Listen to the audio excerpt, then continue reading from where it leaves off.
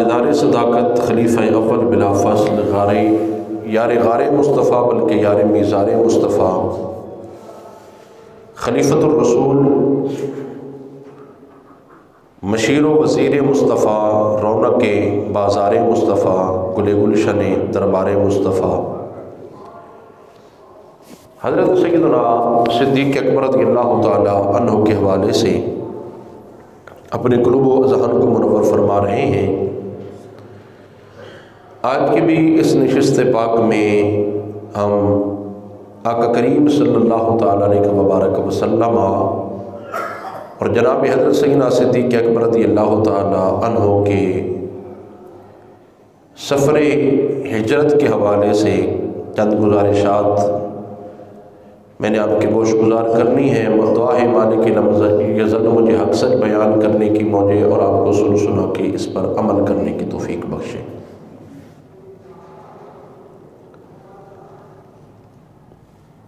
امام الانبیاء صلی اللہ تعالیٰ علیہ وبارک وسلم کی ولادت باسعادت مکہ مکرمہ میں ہوئی۔ اعلان نبوت بھی 40 سال کی عمر میں مکہ مکرمہ میں ہی کیا، اور اعلان نبوت کے بعد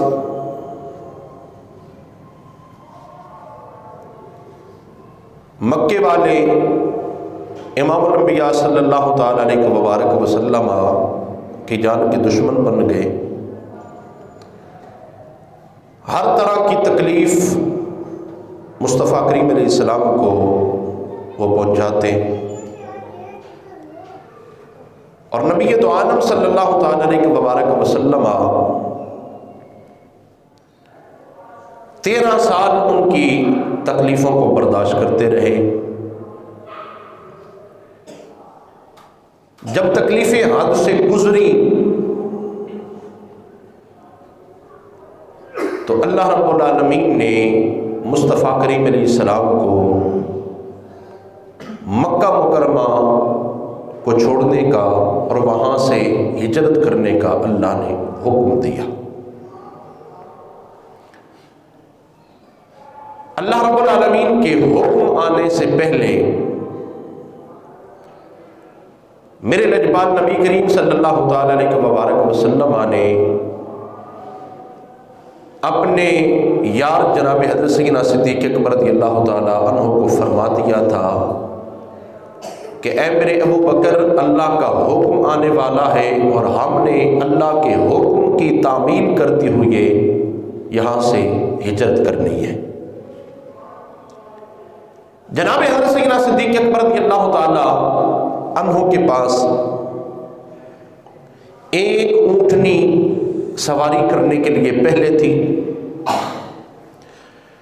اور ایک اونٹنی حضرت سیدنا صدیق اکبر رضی اللہ تعالیٰ عنہ نے مصطفیٰ کریم علیہ السلام کے لیے خریدی، اور جناب حضرت سیدنا صدیق اکبر رضی اللہ تعالیٰ عنہ نے مکہ مکرمہ سے باہر نکلنا ہی چھوڑ دیا، یا حضور کے پاس رہتے یا اپنے گھر میں رہتے۔ مکے والے بڑے پریشان کہ سارے مکے والوں کے اونٹ باہر جنگلوں میں چرنے کے لیے جاتے ہیں، لیکن جناب سیدنا صدیق اکبر رضی اللہ تعالی عنہ کا غلام عامر بن فہیرہ درختوں کی ٹہنیاں توڑ کے لاتا ہے، اور جناب حضرت سیدنا صدیق اکبر خود درختوں کی ٹہنیاں اونٹنیوں کو کھلا رہے ہوتے ہیں۔ یہ سارا منظر مکے والے دیکھتے تھے اور کہتے تھے پتہ نہیں جناب ابو بکر صدیق کو کیا ہو گیا ہے۔ یہ رب کے محبوب کو پتا تھا یا جناب ابو بکر صدیق کو پتا تھا کہ ہم نے مکے کو چھوڑ کے ہجرت کر کے جانا ہے، اور یہاں تک کہ جناب حضرت سیدنا صدیق اکبر رضی اللہ تعالی عنہ نے سونا ہی چھوڑ دیا تھا۔ اور بعد میں جب صحابہ کرام علیہ رضوان پوچھتے نا کہ اے ابو بکر صدیق آپ سوتے کیوں نہیں تھے، آپ فرمایا کرتے تھے جب آمینہ کے لال نے مجھے فرمایا نا کہ اللہ کا حکم آنے والا ہے، ہم نے مکے کو چھوڑ کے یثرب کو مدینہ بنانے کے لیے جانا ہے، تو میں اس دن کے بعد سویا نہیں، سویا اس وجہ سے نہیں کہیں ایسا نہ ہو ابو بکر اپنے بستر پہ لیٹا ہو، آنکھ لگی ہو، اللہ کا حکم آ جائے، رب کے محبوب نبی میرے دروازے پہ آ جائیں اور غلام سویا رہے۔ کہا یہ میری محبت نے گوارا ہی نہ کیا۔ ایک رات ایسی آئی، شام کے وقت مکے کے کافروں نے ایک میٹنگ بلائی، مشاورت ہوئی، اس میں کافروں کا فیصلہ یہ طے پایا کہ سارے کافر جا کے نا اللہ کے محبوب نبی کے گھر کا گھیرا ڈال لیں، محاصرہ کر لیں، ہاتھوں میں ننگی تلواریں ہیں۔ کافروں نے جا کے اللہ کے محبوب کے گھر کا گھیرا ڈال لیا۔ مشورے میں طے یہ پایا جب صبح کے وقت نماز فجر کے لیے رب کے محبوب نبی اپنے گھر سے اٹھ کے مسجد حرام کی طرف جائیں گے نا، اس وقت ہم اپنی تلواروں سے حملہ کر کے معاذ اللہ رب کے محبوب نبی کو شہید کر دیں گے۔ یہ کافروں کی سوچ ہے، یہ کافروں کی بات ہے، یہ کافروں کا منشا ہے، لیکن میرے رب کا منشا کچھ اور ہے۔ رب نے فرمایا کافروں تم اپنی تدبیر کر لو، میں رب اپنی تدبیر کر کے دکھاؤں گا۔ کافر چاہتے تھے کہ ہم اللہ کے محبوب کو شہید کر دیں، اور میرا رب فرماتا تھا میرا محبوب تمہاری تلواروں کے سائے سے نکل جائے گا اور میں اپنے محبوب کا جھنڈا بلند کر دوں گا۔ امام الانبیاء صلی اللہ علیہ وسلم کے پاس مولا علی المرتضیٰ موجود ہیں۔ میرے لجپال نبی اپنے بستر پہ آرام فرما ہے، کافروں نے گھر کا محاصرہ کیا ہوا ہے، گھیرا ڈالا ہے، اللہ کا حکم آ گیا کہ میرے محبوب اب مکے کو چھوڑ ہجرت کر اور یثرب کو جا کے مدینہ بنا۔ میرے لجپال نبی اٹھے، مولا علی المرتضیٰ شیر خدا رضی اللہ تعالیٰ عنہ کو میرے آقا نے اپنے بستر پہ لٹایا، کہا علی یہ میرے پاس مکے والوں کی امانتیں ہیں، فلاں فلاں بندے کی یہ چیزیں ہیں، یہ پیسے ہیں، یہ دولت ہے، صبح یہ امانتیں لوگوں تک پہنچا کے نا اے علی پھر تم بھی ہجرت کر کے مدینے میں آ جانا۔ مولا علی المرتضیٰ شیر خدا رضی اللہ تعالیٰ عنہ اس بستر پہ لیٹنے کے لیے تیار ہو گئے، حالانکہ سامنے موت کھڑی ہے، کافر تلواریں لے کے کھڑے ہیں۔ اس بستر پہ سونا بظاہر موت کو آواز مارنا ہے، وہ بستر قتل کا بنا ہوا ہے۔ جب صحابہ پوچھتے نا مولا علی المرتضیٰ سے اے علی بتا، جب رب کے محبوب نبی نے اپنے بستر پہ لٹایا تھا، سامنے کافروں کی تلواریں تھیں، اے علی نیند آ گئی تھی؟ تو مولا علی المرتضیٰ فرمایا کرتے تھے رب کعبہ کی قسم اتنی مزے کی نیند مجھے ساری زندگی نہیں آئی جتنے مزے کی نیند مجھے آمینہ کے لال کے بستر پہ آئی تھی۔ میرے آقا نے مولا علی المرتضیٰ کو لٹا کے نے میرے آقا نے اپنے علی کے لیے دعا کی، مولا میرے علی کی حفاظت فرمانا، اور میرے آقا نکلے۔ اب کافروں نے محاصرہ کیا ہوا ہے، مولا کافر تلواریں لے کے کھڑے ہیں، فرمایا محبوب میرا ہے غم کیوں کرتا ہے؟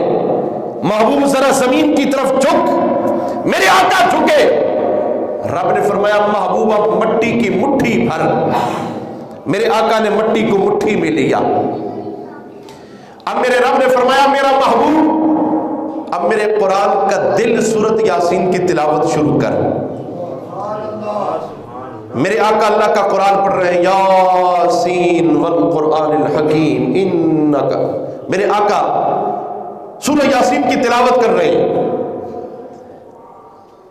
تلاوت کرتے کرتے میرے رب نے فرمایا میرا محبوب اب یہ مٹی پھینک. میرے آقا نے وہ مٹی پھینکی. وہ مٹی کی گرد و غبار اڑی, کافروں کی آنکھوں میں پڑی, کافر اندھے ہو گئے, اور میرے لجپال نبی ان کے محاصرے کو توڑتی ہوئی جناب ابوبکر کے دروازے پہ پہنچ گئے. کافروں کو پتہ بھی نہیں چلا. کافروں کو تو پتہ چلا جب نماز فجر بھی ہو گئی. پھر کافر گھر کے دیوار پھلانگ کے آ کے دیکھا تو رب کے محبوب نبی کے بستر پہ مولا علی بیٹھ کے رب کے قرآن کی تلاوت کر رہے ہیں. اب کافر بھی پریشان, ایک دوسرے کو کرنی مار کے کہتے ہیں یہ ہو کے آ گیا, سویا نبی تھا جاگا علی ہے. میرا لجپال نبی جناب سیدنا صدیق اکبر رضی اللہ تعالیٰ عنہ کے دروازے پہ دستک دی نا, پہلی دستک دی تو دروازہ کھل گیا. دروازہ کھلا, جناب ابوبکر صدیق نے جب دروازہ کھولا تو سامنے دیکھا رب کے محبوب نبی کھڑے. جناب ابوبکر صدیق کی آنکھوں میں آنسو آ گئے, ہاتھ جوڑ کے عرض کرتے ہیں لجپال نبی ابوبکر بھی آپ کا ہے. ابوبکر کا گھر بھی آپ کا ہے؟ آقا پھر بھی دستک. میرے آقا نے فرمایا ہاں ابوبکر مجھے بھی پتا ہے, ابوبکر بھی میرا ہے, ابوبکر کا گھر بھی میرا ہے, لیکن اپنے گھر میں بھی جاؤ تو دستک دے کے گھر میں داخل ہونا چاہیے. اللہ کے محبوب نے ساری زندگی کا سبق پڑھا دیا ہے.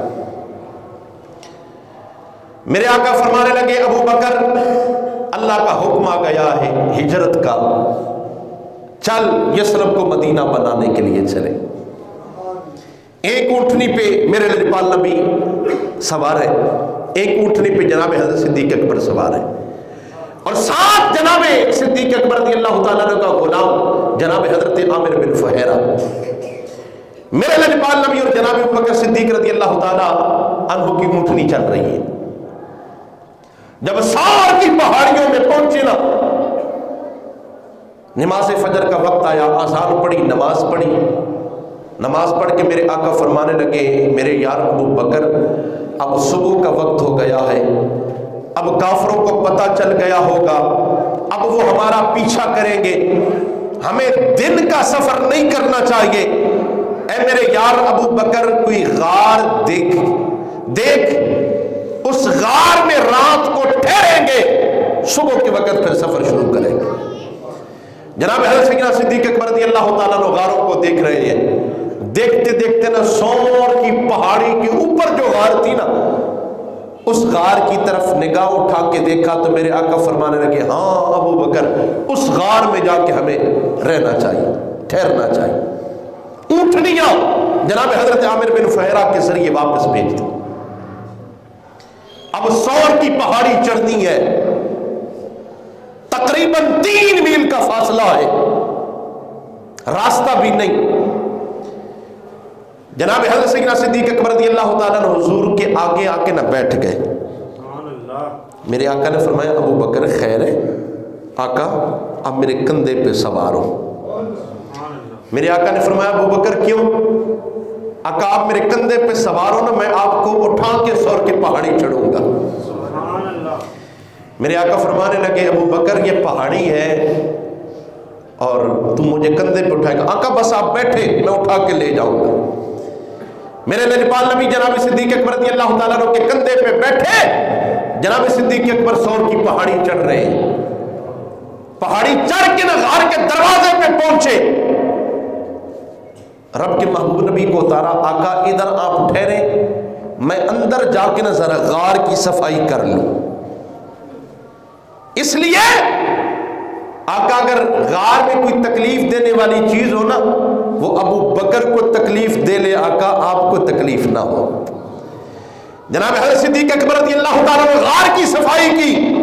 اب غار کی دیواروں میں نہ سوراخ ہے. جناب سیدنا صدیق اکبر رضی اللہ تعالیٰ نے اپنا عمامہ شریف اتارا, ٹکڑے ٹکڑے کیے, غار کو بند کیا, سوراخ رہ گئے. پھر اپنا کرتا اتارا, سوراخوں کو بند کیا, 2 سوراخ رہ گئے. کہا اب 2 سوراخوں کی خیر ہے, ان سوراخوں پہ ابو بکر اپنی ایڑیاں رکھ لے گا, رب کے محبوب نبی کو اپنی گود میں سلا لے گا. جناب حضرت سیدنا صدیق اکبر رضی اللہ تعالیٰ عنہ غار کی صفائی کر کے غار کے دروازے پہ آئے. لجپال نبی میں نے غار کی صفائی کر دی ہے, آپ اندر تشریف لائیں. میرے آقا فرمانے لگے میرے ابو بکر رک جا.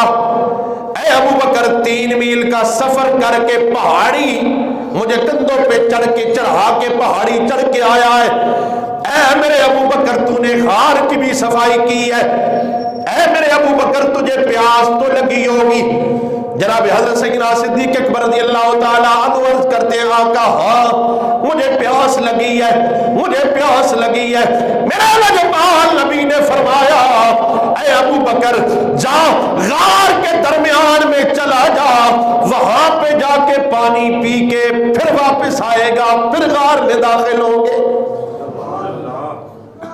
جا غار کے درمیان میں چلا جا. اچھا جن حجاج کرام نے وہ غار دیکھی ہے ان کو تو پتہ ہے, جنہوں نے نہیں دیکھی اللہ ان کو بھی دیدار نصیب فرمائے. وہ غار بالکل چھوٹی سی غار ہے, 2 بندے بمشکل وہاں پہ نفل ادا کر سکتے ہیں. اور میرے آقا فرما رہے ہیں ابو بکر غار کے درمیان میں چلا جا. تو پتہ چلا اس دن غار چھوٹی نہیں تھی, اللہ نے اس غار کو وسیع کر دیا تھا, کیونکہ رب کے محبوب نبی جو آ رہے تھے. جناب حضرت سیدنا صدیق اکبر رضی اللہ تعالیٰ عنہ غار کے درمیان میں گئے, پانی پیا, پانی پی کے واپس آئے. میرے لجپال نبی نے فرمایا ابو بکر پانی پی آئے ہو؟ ہاں آقا میں نے پانی پیا ہے, پانی بڑا مزے کا تھا. اے ابو بکر بتانا پانی کیسا تھا؟ جناب حضرت سیدنا صدیق اکبر رضی اللہ تعالیٰ عنہ عرض کرتے ہیں آقا پانی کا رنگ دودھ سے زیادہ سفید تھا, اور پانی کا ذائقہ اور مٹھاس شہد سے زیادہ میٹھا. میرے لجپال نبی نے فرمایا او میرے ابو بکر تجھے پتا ہے یہ پانی کا چشمہ کہاں سے آیا, یہ کہاں کا پانی تھا؟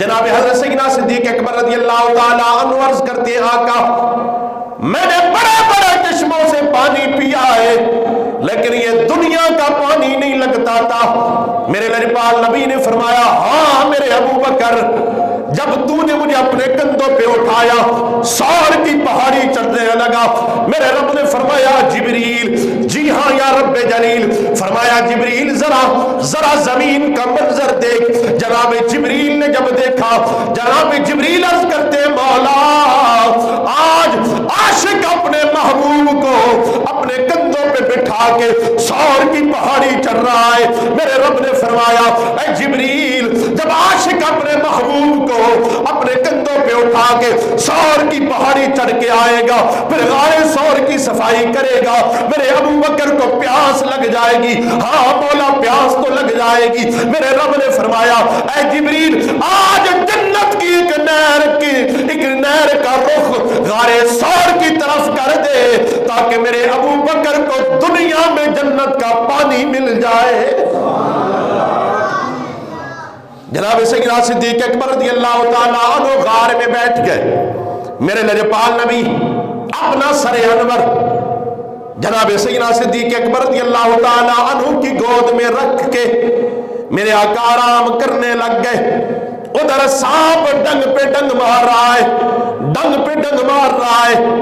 وہ سانپ بھی میرے مصطفیٰ کریم علیہ السلام کے غلاموں, وہ سانپ بھی 500 سال سے انتظار کر رہا تھا. اس سانپ نے جناب حضرت عیسیٰ روح اللہ کی زبان سے سنا تھا جب رب کا آخری محبوب نبی مکے سے ہجرت کر کے یثرب کو مدینہ بنانے کے لیے جائے گا, وہ رب کا محبوب نبی سور کی غار میں 3 دن اور 3 دن راتیں قیام فرمائے گا، وہ سانپ بھی اس وقت سے انتظار کر رہا ہے کب رب کا محبوب آئے اور مجھے بھی دیدار ہو۔ وہ سانپ ڈنگ پہ ڈنگ مارتا ہے اور زبان حال سے کہتا کیا ہے؟ میاں صاحب نے اس کی ترجمانی کی۔ میاں صاحب فرماتے ہیں وہ سانپ بھی کہتا تھا آسے آسے عمر گزاری، جھلے خار ہزارہ، مالی باغ نہیں ویکھن دیندا آئیاں جد بہارا۔ کہا صدیق اکبر اپنا ایڑی ہٹا لے، میں نے رب کے محبوب کا دیدار کرنا ہے۔ لیکن جناب ابو بکر صدیق فرماتے ہیں تو نسل کا سانپ ہے، تجھ پہ اعتماد نہیں کیا جا سکتا، کیونکہ سانپ کا کام ہے ڈنگ مارنا۔ کہا دیدار کا بہانہ کر کے اگر تو نے رب کے محبوب نبی کو ڈنگ مار دیا تو پھر کیا بنے گا؟ میری محبت پہ سوال اٹھے گا۔ اور مصطفیٰ کریم علیہ السلام اور جناب حضرت صدیق اکبر رضی اللہ تعالیٰ عنہ غار میں تشریف فرما ہے، کافر پیچھا کرتے کرتے نا غار کے پاس آ گئے، ادھر سے کافر چلے نا، اللہ نے مکڑی کو حکم دیا، کہو مکڑی جا تو اس غار کے دروازے پہ نا جالا بنانا شروع کر دے۔ مکڑی نے جالا بنانا شروع کر دیا۔ میرے رب کو مکڑی کی ادا اتنی پسند آئی، اللہ نے مکڑی کے نام کی پوری سورت قرآن میں نازل فرما دی، جس کو سورت العنکبوت کہتے ہیں۔ عنکبوت عربی میں مکڑی کو کہتے ہیں۔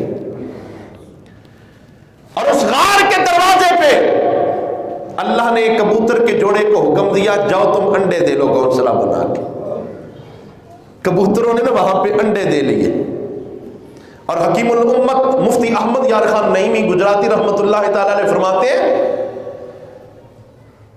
کہ اللہ نے ان کبوتروں کو یہ شان عطا کی، فرماتے ہیں آج بھی مکہ مکرمہ اور مدینہ منورہ کے اندر جتنے بھی کبوتر ہیں نا، انہی کبوتروں کی نسل سے ہیں جنہوں نے غار ثور کے دروازے پہ انڈے دیے تھے۔ اب غار ثور کے دروازے پہ کافر آ گئے، ساری غاروں کو چیک کر رہے ہیں، غار ثور کے دروازے پہ آئے، کچھ کہتے ہیں اس غار کے اندر جا کے دیکھا جائے، لیکن جو پرانے لوگ ہیں وہ کہتے ہیں ذرا دیکھو نا اس غار کے دروازے پہ مکڑی کا جالا ہے، اگر کوئی بندہ اندر گیا ہوتا تو یہ جالا ٹوٹ جاتا۔ اس غار کے دروازے پہ کبوتر کے جوڑے نے انڈے دیے ہیں، اگر کوئی بندہ غار میں جاتا تو کبوتری کے انڈے ٹوٹ جاتے، گھونسلہ ٹوٹ جاتا۔ اب دروازے پہ کھڑے ہیں، کافروں کے قدم غار کے اندر سے نظر آ رہے ہیں۔ جناب حضرت سیدنا صدیق اکبر رضی اللہ تعالیٰ عنہ کی نظر پڑ گئی، نظر پڑی نا تو جناب سیدنا صدیق اکبر رضی اللہ تعالیٰ عنہ پریشان ہو گئے، پریشان ہوئے۔ جب پریشان ہوئے نا تو میرے مصطفیٰ کریم علیہ السلام فرمانے لگے ثانی اثنین اذ ہما فی الغار اذ یقول لصاحبہ لا تحزن ان اللہ معنا۔ اللہ کا قرآن کہتا ہے کہ رب کے محبوب نبی اپنے یار غار صحابی سے فرمانے لگے، اذ یقول لصاحبہ، اپنے صحابی سے فرمانے لگے لا تحزن ان اللہ معنا، اے ابو بکر غم نہ کر، اللہ ہمارے ساتھ ہے۔ سبحان اللہ۔ اور میرے بھائیوں سارے صحابہ شان والے ہیں، پر یار غار کی کیا بات ہے، سارے صحابی مقام والے ہیں، لیکن کسی کی صحابیت کی گواہی اللہ کے قرآن نے نہیں دی۔ ابو بکر وہ ہے جس کی صحابیت کی گواہی اللہ کے قرآن نے دی ہے۔ اور علماء فرماتے ہیں جو حضرت صدیق اکبر کی صحابیت کا انکار کرے وہ قرآن کا انکار کرنے والا ہے، اور قرآن کا انکار کرنے والا ہے ہی کافر۔ اور قرآن بھی کہتا ہے لا تحزن، اے ابو بکر حزن نہ کر۔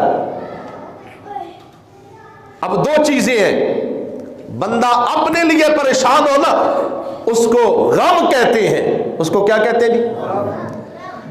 جب بندہ اپنے لیے نہیں کسی کے لیے پریشان ہو تو اس کو حزن کہتے ہیں. رب نے بھی یہاں غم کا حکم ارشاد نہیں فرمایا. رب نے غم کا ذکر نہیں کیا، حزن کا ذکر کیا ہے. پتہ چلا جناب ابو بکر کو اپنے لیے غم نہیں تھا، اپنی پریشانی نہیں تھی. جناب ابو بکر کو پریشانی اور غم آمینہ کے لال محمد عربی کا تھا کہ کہیں کافر اللہ کے محبوب کو کوئی تکلیف نہ دے دے.